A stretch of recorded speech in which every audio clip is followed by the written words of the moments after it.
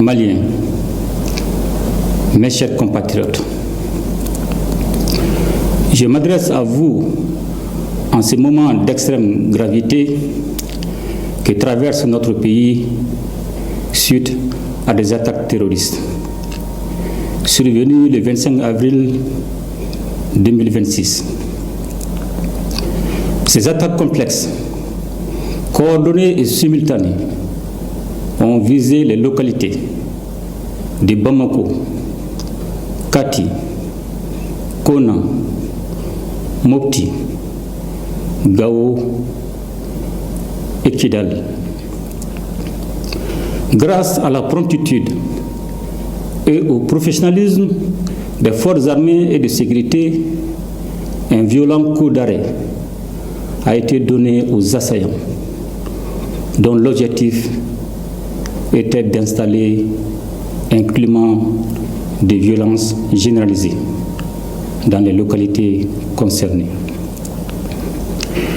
Grâce au sang-froid des hommes engagés et au maintien de la cohérence de la chaîne de commandement, le plan funeste de l'ennemi a été déjoué avec la neutralisation d'un nombre important d'assaillants.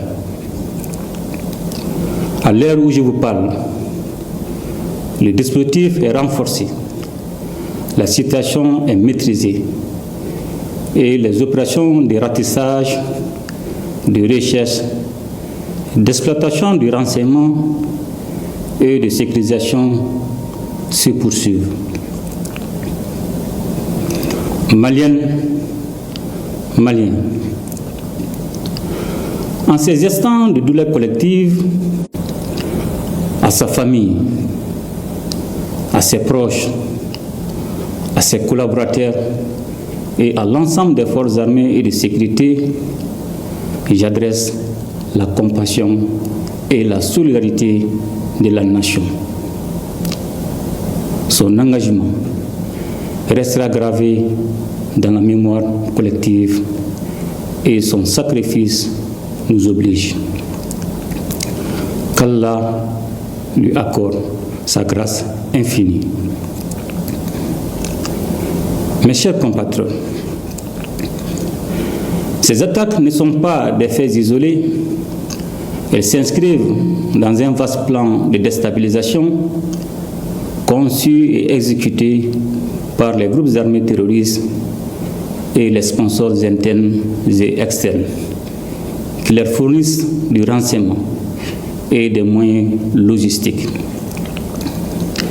C'est le lieu de raffirmer la ferme volonté du Mali de maintenir le cap de sa refondation. Notre peuple a fait un choix, celui de la souveraineté et de la dignité qui symbolise la prise en main de son destin. Ce choix est l'expression d'une volonté nationale affirmée et assumée. Il a un prix et nous en sommes conscients. Bien que dur par sa nature, ce choix est le seul chemin qui vaille si nous voulons offrir à nos enfants un avenir libre, juste et prospère. Maliennes, Maliens, les épreuves que nous traversons en ces temps difficiles ne sont en réalité que des embûches sur la voie noble qui mène à la prospérité. Nous devons garder à l'esprit que c'est dans l'épreuve qu'une nation doit conforter sa cohésion et son unité.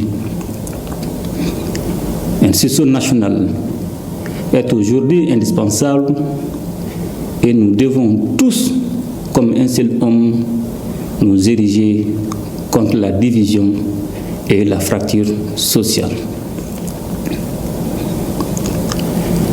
Mes chers compatriotes,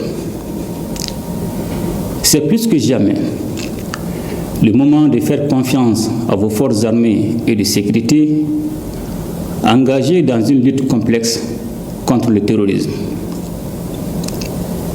Les opérations se poursuivront jusqu'à la neutralisation complète des groupes impliqués et le rétablissement durable de la sécurité sur l'ensemble du territoire national.